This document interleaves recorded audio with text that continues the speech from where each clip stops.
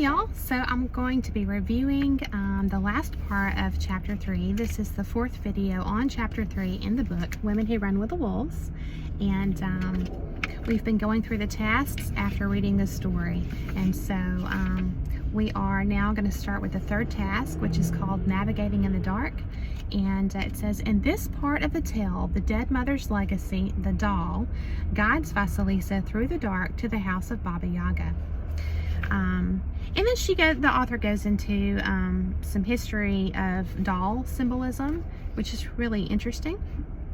And then it says, the doll is the symbolic, I can't pronounce this word, I'll pop it up on the screen for you. But it basically means little life, okay? The doll is the symbolic little life.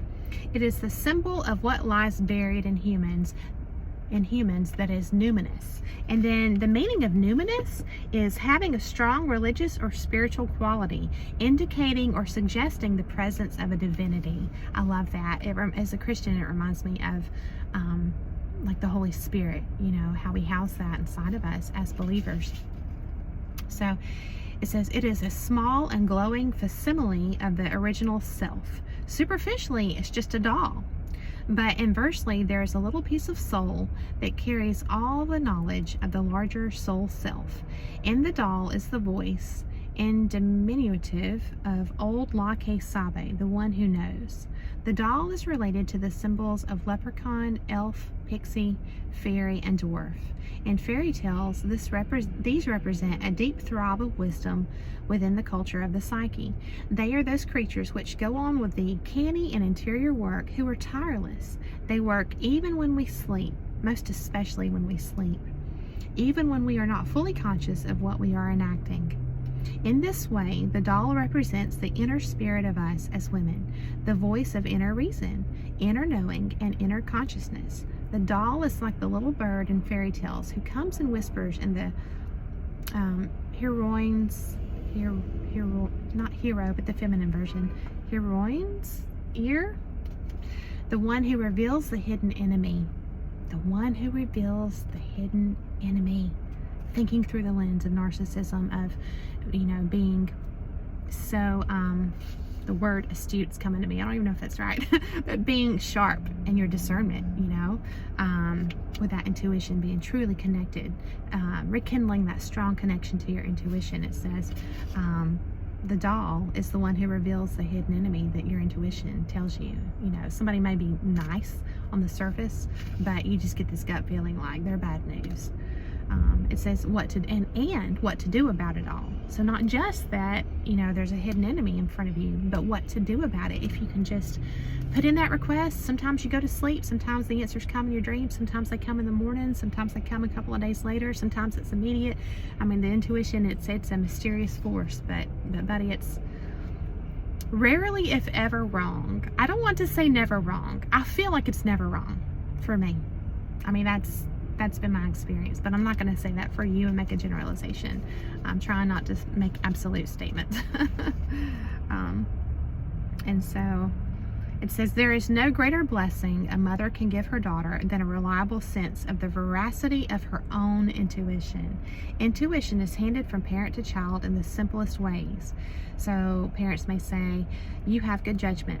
You have good judgment. What do you think lies hidden behind all this? Just getting kids to think, you know, for themselves, and then encouraging them, you know, to trust that intuition. I mean, that's a beautiful gift, right? To be encouraged to trust themselves, essentially. The fourth task is called Facing the Wild Hag. In this part of the tale, Vasilisa meets the wild hag face to face. It says, Baba Yaga lives in a house, squatting on chicken legs. It whirls and spins when it has a mind to. In dreams, the symbol of house comments on the organization of the psychic space a person inhabits, both consciously and unconsciously. Ironically, if this were a compensatory dream, the eccentric house would infer that the subject, in this case Vasilisa, is too unremarkable, too middle of the road, and needs to twirl and whirl in order to find out what it's like to dance like a crazy chicken once in a while. I love the way she writes. Now we see that the Yaga's house is of the animal world. Remember, women who run with the wolves, right? There's those instincts, you know, that are so easily observable in animals, wild animals. Now we can see that the Yaga's house is of the animal world, and that Vasilisa needs this element in her personality. This chicken-legged house walks about, twirls even, in some hippity-hop dance. This house is alive, bursting with enthusiasm, with joyous life. This is the main fundament of the psyche of wild woman, a joyous wild life force, where houses dance, where inanimates such as mortars fly like birds, where the old woman can make magic, where nothing is what it seems, but for the most part is better than it seemed to begin with. Vasilisa began with what we might call a flattened out mundane personality. It is just this hyper-normalcy that creeps up on us till we have a routine life and a lifeless life without our really meaning to. This encourages the neglect of intuition. I'll say that again. This encourages the neglect of intuition, which in turn produces lack of light in the psyche. We must do something then. We must set out to the woods, go find the scary woman, or else one day as we are nodding down the street, a manhole cover will snap open and whoosh, we will be snatched by some unconscious thing that will throw us about like a rag, joyously or otherwise. Mostly otherwise, but for good outcome. Reminds me of that cycle. It's not a life and death cycle, it's a life, death, life cycle. There's good to come after all this stuff we go through. The giving of the intuitive doll by the original sweet mother is incomplete without the task giving and testing done by the old wild one. Boy, does this resonate. Baba Yaga is the marrow of wild woman. So this is deepening our understanding of why we go through what we go through, of the lessons that we can pull and should pull from these experiences for the benefit of our life going forward, for better discernment, for choosing who we allow into our life consciously and with this much higher and more refined level of awareness, right? It says, in this initiation drama, Baba Yaga is wild woman in the guise of the witch. Like the word wild, the word witch has come to be understood as a pejorative, but long ago it was an appellation given to both old and young women healers. The word witch deriving from the word wit, meaning wise. The fifth task is called serving the non-rational. In this part of the tale, Vasilisa has asked Baba Yaga for fire, and the Yaga agrees if Vasilisa will do some household chores for her in exchange. So there's this agreement they have. It says, not so long ago, women were deeply involved in the rhythms of life and death. They inhaled the pungent odor of iron from the fresh blood of childbirth. They washed the cooling bodies of the dead as well. The psyches of modern women, especially those from industrial and technological cultures, are often deprived of these close-up and hands-on blessed and basic experiences. But there is a way for the novice to fully participate in the sensitive aspects of the life and death cycles. Baba Yaga, the wild mother, is the teacher whom we can consult in these matters. She instructs the ordering of the house of the soul, the house of the soul. The ordering of the house of the soul. She instructs that. She imbues an alternate order to the ego, one where magic can happen. That's your intuition. Joy can be done. Appetite is intact. Things are accomplished with gusto. Baba Yaga is the model for being true to the self. She teaches both death and renewal. So then she goes into talking about symbolism of clothes and washing, things like that. Themes of renewal, basically. In the development of women, all these motions of homekeeping, the cooking, the washing, the sweeping, all the things that Baba Yaga had her do, right? quantify something beyond the ordinary. This is interesting. All these metaphors offer ways to think about, to measure, feed, nourish, straighten, cleanse, order the soul life. In all these things, Vasilisa is initiated, and her intuition helps her accomplish the tasks. The intuitive nature carries the ability to measure things at a glance, to weigh in an instant, to clear out the debris around an idea, and to name the essence of a thing, to fire it with vitality, to cook raw ideas, to make food for the psyche. Vasilisa, through the doll of intuition, is learning to sort, understand, keep in order, and clear and clean the psychic premises. So I just love that. I read that particular paragraph as the development of discernment, the refinement, development and refinement of your discernment. Through hands-on experiences in life, through what seems to be mundane chores. It reminds me of that scene in, I think it's Bruce Almighty, with Morgan Freeman, and he's playing God in the movie, and he's sweeping the floor, or mopping. I think he's mopping the floor, and he gets Jim Carrey to. It's like the third Jim Carrey movie I've referenced. It's kind of weird. It's not my intention, but it just came to mind, where he gets him to mop the floor, and he feels like it's pointless, but there's a deeper meaning to it. In the movie he talks about that. Just reminds me of that. The mind is free in a situation like that. I thought about jobs a lot, where you have jobs that are physical and you don't have to think about them a lot, and in a sense, when you're engaged in something like that, your mind is free to think about whatever you want to think about. It's kind of cool. But then yet, if you have jobs that are very mental and you have to do a lot of problem solving and things like that, you're not so much as free. Your mind is engaged on that task. Your mind is busy, and so you're not free to think about things. And I'm certainly not trying to make a judgment of one over the other or anything like that, but it's just an observation. So, kind of interesting. It says, through these chores, Baba Yaga teaches, and Vasilisa learns not to cringe away from the big, the mighty, the cyclical, the unforeseen, the unexpected, the vast and grand scale, which is the size of nature, the odd, the strange, and the unusual. Because how accepted is it for you don't hear people running around talking about their intuition.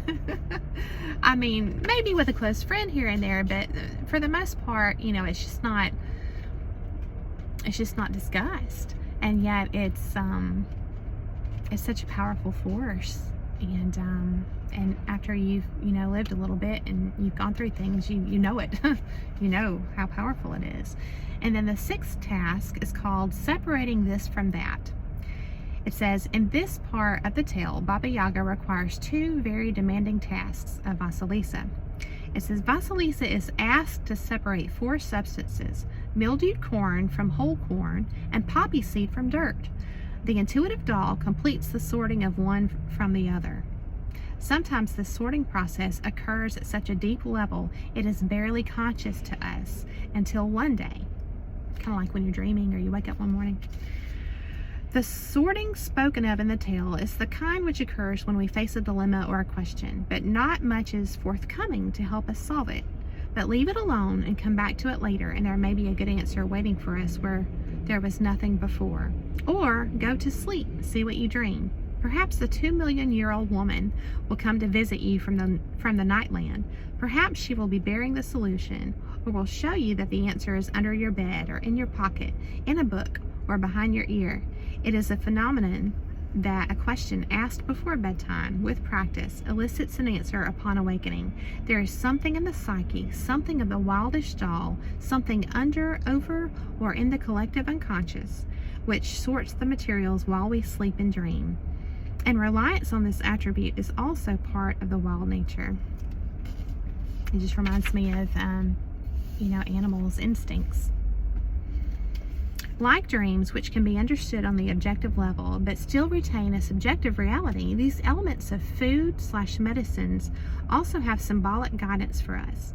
Like Vasilisa, we have to sort out our psychic healing agents, to sort and sort and sort, to understand that food for the psyche is also medicine for the psyche, and to wring the truth, the essence, out of these elements for our our own nourishment. All these elements and tasks are teaching Vasilisa about the life, death, life nature. The give and take of caring for the wild nature. Sometimes, in order to bring a woman closer to the life, death, life nature, I ask her to keep a garden.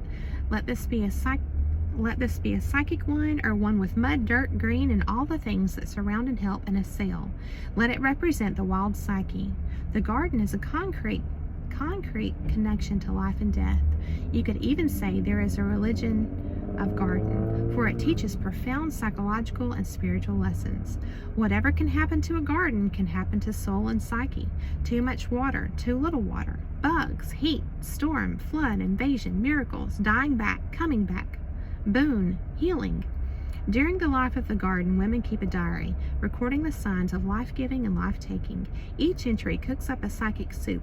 In the garden, we practice letting thoughts, ideas, preferences, desires, even loves, both live and die. We plant, we pull, we bury. We dry seed, sow it, support it. The garden is a meditation practice, that of saying when it is time for something to die. In the garden, one can see the time coming for both fruition and for dying back. In the garden, one is moving with rather than against the inhalations and exhalations of greater wild nature. Through this meditation, we acknowledge that the life-death-life cycle is a natural one. Both wild woman's life-giving and death-dealing natures are waiting to be befriended, forever loved. In this process, we become like the cyclical wild. We have the ability to infuse energy and strengthen life, and to stand out of the way of what dies. The seventh task is called Asking the Mysteries. It says, after the successful completion of her tasks, Vasilisa asked the Yaga some good questions. Okay. And she goes into other stories and some symbolism. And then it says, this is what Baba Yaga means when she says, to know too much can make one old too soon. There is a certain amount we should all know at each age and each stage of our lives. In the tale, to know the meaning of the hands that appear and wring out the oil from the corn and the poppy seed, both life-giving and death-dealing medicines in and of themselves, is to ask to know too much. Vasilisa asks about the horses, but not about the hands. Remember that part of the story? Her doll was jumping up and down in her pocket, you know, like telling her, like, don't go there, don't keep asking. When I was a young adult, it says, this is the author speaking, I asked Volkana Robnovich, an elderly teller who lived in a tiny Russian farm community in Minnesota, about the Baba Yaga. How did she see this part of the tale where Vasilisa just knows to stop asking questions? She looked at me with the lashless eyes of an old dog and said, "There are simply things which cannot be known." She smiled bewitchingly, crossed her thick ankles, and that was that.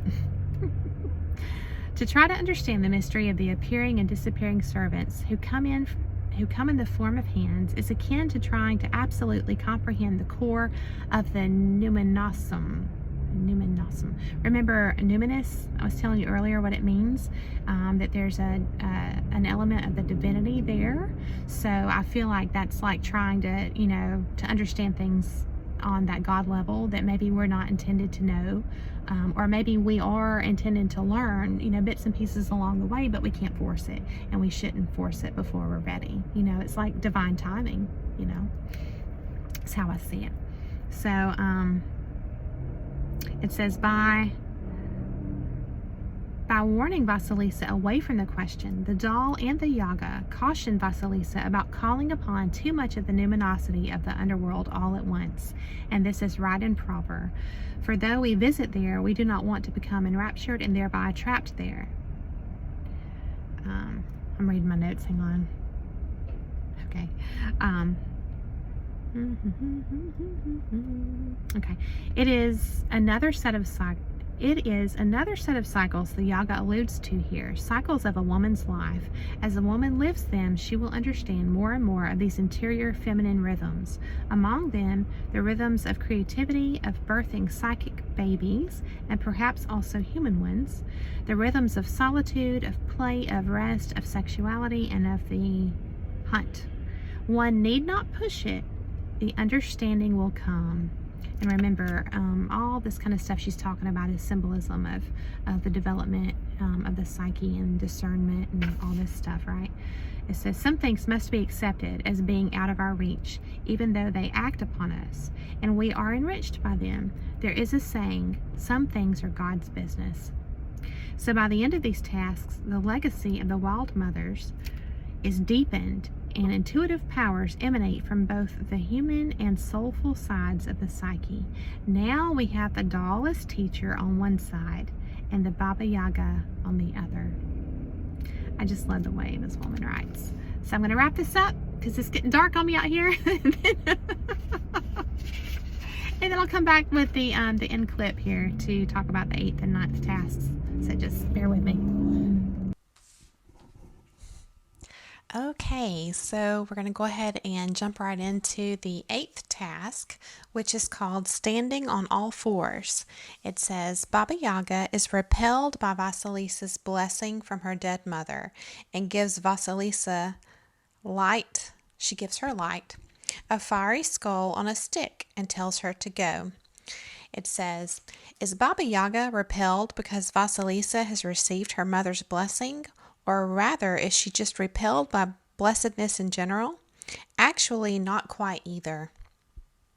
Considering the latter Christian religious overlay, it would also appear that here the story has been shifted to make the Yaga seem afeard of Vasilisa's having been blessed, thereby fulfilling a newer religious proponent's desire to demonize this old wild mother from as far back in time as the Neolithic era, with an eye to elevating the newer religion.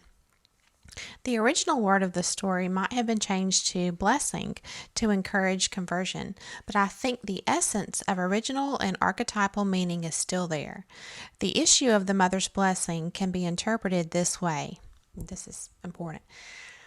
The Yaga is not repelled by the fact of the blessing, but is rather put off by the fact that the blessing is from the too-good mother, the nice, the sweet, the darling of the psyche.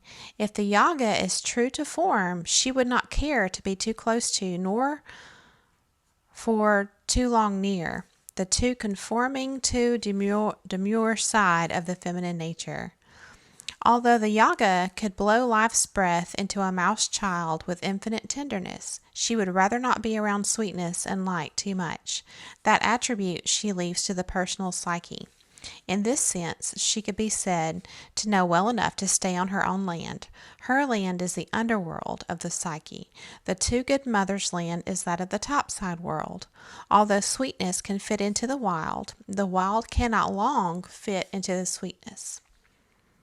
When women integrate this aspect of the Yaga, they change from accepting without question every tinker, every barb, every dadu, everything that comes their way. To gain a little distance from the sweet blessing of the too-good mother, a woman gradually learns to not just look, but to squint and to peer. And then more and more to suffer no fools.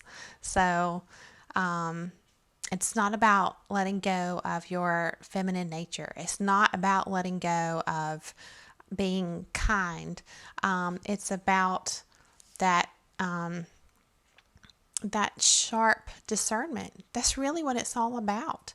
And just not just overly trusting, anything, like it says, literally anything, anyone that comes your way. That's what it's about.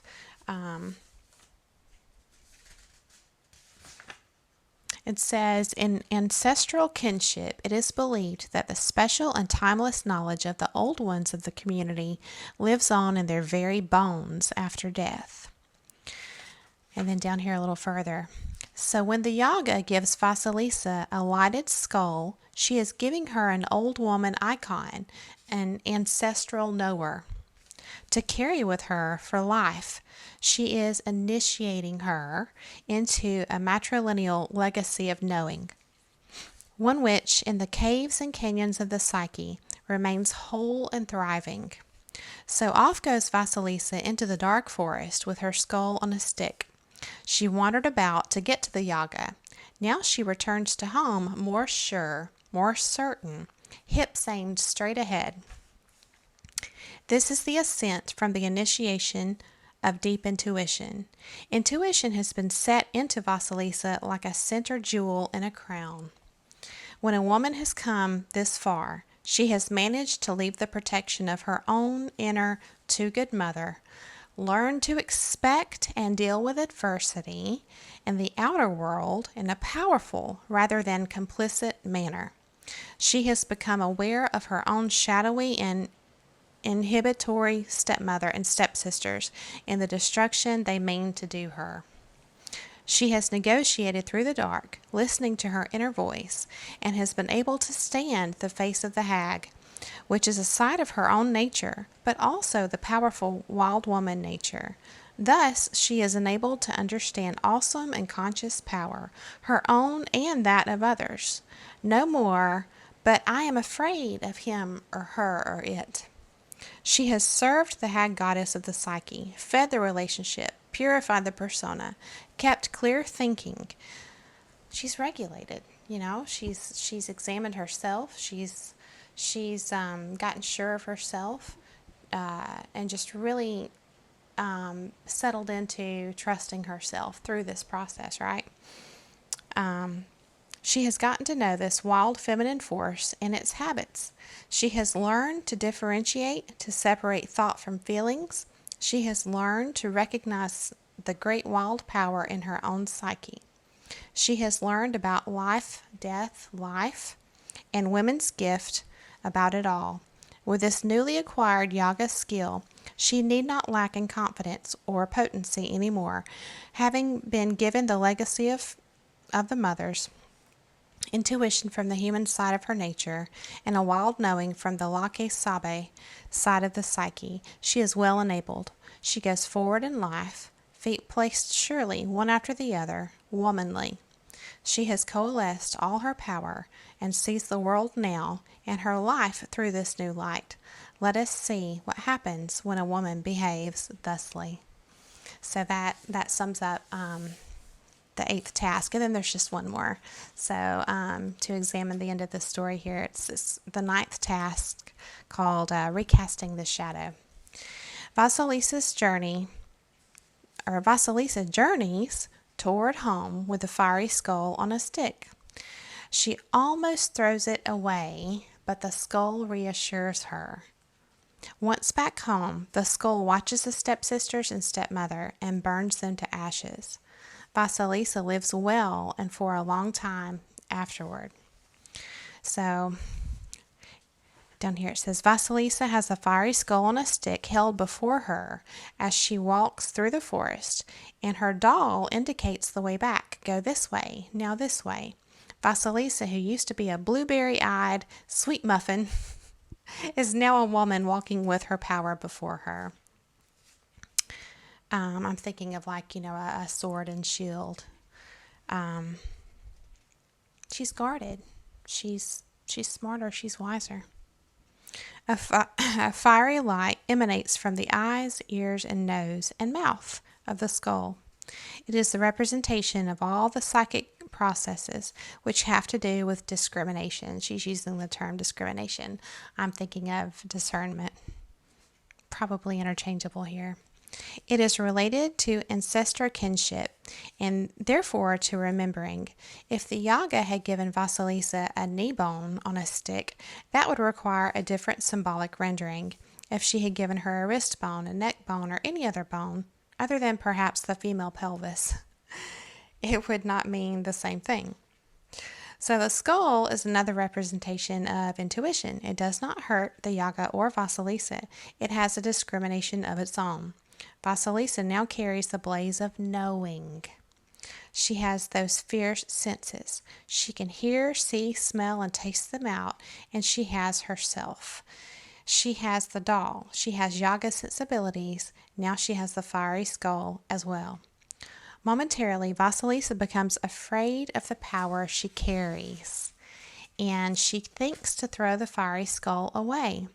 With this formidable power at her behest, it is no wonder her ego thinks perhaps it would be better, easier, safer to discard this burning light, for it is so much. And through it, Vasilisa has become so much. But a supernatural voice from the skull instructs her to stay calm and to proceed, to hold the line. And this she is able to do. Yes. Let's see here.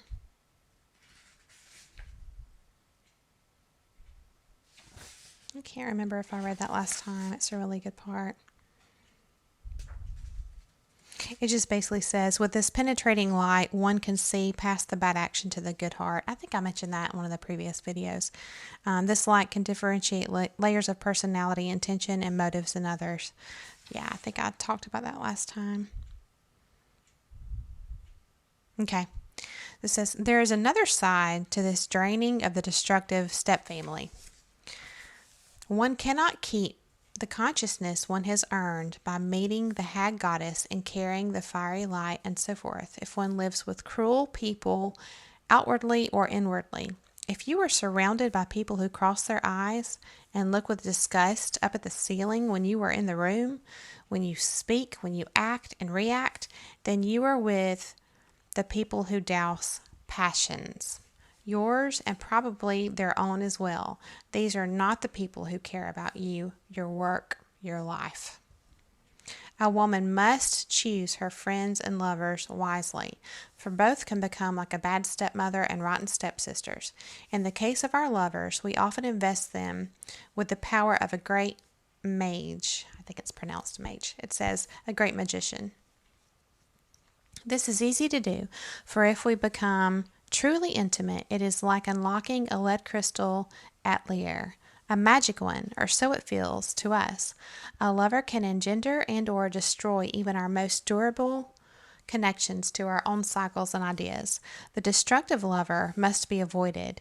A better sort of lover is one finely wrought of strong psychic muscle and tender flesh. For a wild woman, it also helps if the lover is just a little bit psychic too, a person who can see into her heart. When the wildish woman has an idea, the friend or lover will never say, "Well, I don't know, sounds really dumb," or grandiose or undoable, expensive, etc. to me. A right friend will never say that. They might say instead, "I don't know if I understand. Tell me how you see it. Tell me how it'll work." Having a lover or friend who regards you as a living, growing creatura, just as much as the tree from the ground, or a ficus in the house, or a rose garden out in the side yard. Having a lover and friends who look at you as a true, living, breathing entity, one that is human, but made of very fine and moist and magical things as well. A lover and friends who support the creatura in you.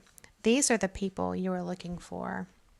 They will be the friends of your soul for life.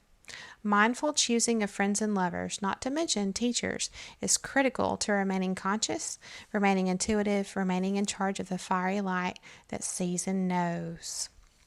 In other words, staying connected to your intuition and not gaslighting you, which may over time turn into your own internal voice, your own gaslighting yourself, just breaking down your self-esteem and your trust in yourself. You don't want people like that in your life.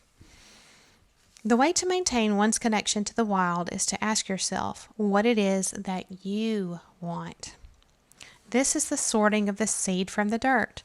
One of the most important discriminations we can make in this matter is the difference between things that beckon to us and things that call from our souls. And that's all I've got as far as sharing from chapter 3. And I hope you got something out of that. And I just thought it was an incredible story. And just so rich. All the details of coming into the full possession of our ability to connect with this knowing nature that just seems to come so natural to, like wild animals, and we're so sanitized by, modern society, so to speak. It's just like she was talking about the old ways, through like older customs, where women were more hands-on with like childbirth and, ceremonies with the dead and things like that. She was discussing how we were more in tune with the cycles of nature and how that kind of corresponds to, intuition being a part of nature in that regard, being natural. And so it's just I love how powerful this story. It just exemplifies the power of your intuition and what it means to reconnect, and the difference, before you've reconnected, or refined it versus after, and how it affects you, how it affects those around you. It's just a great example altogether, I think. So I'm excited for chapter 4. Chapter 4 is called The Mate, Union with the Other. And there's a story, it says, Hymn for the Wild Man, Manawee. So I'm looking forward to that. And so we'll jump into that next. So thanks so much for coming along this journey with me. And I hope you really enjoyed this. And if you enjoy this video, please give it a thumbs up. I'd love it if you want to subscribe if you haven't already. And of course, you can hit the bell if you want to be notified when I post videos. Thanks so much, guys. And have a great night. I'm super tired, but I made it. And hopefully I can find a way to get these videos uploaded quicker on YouTube in the future. So if you have any tips, I'd love that too. And if it's morning time, good morning to you. I'm not sure how long it's going to take to actually get out there on YouTube. So thanks again, and I'll see you soon. Bye.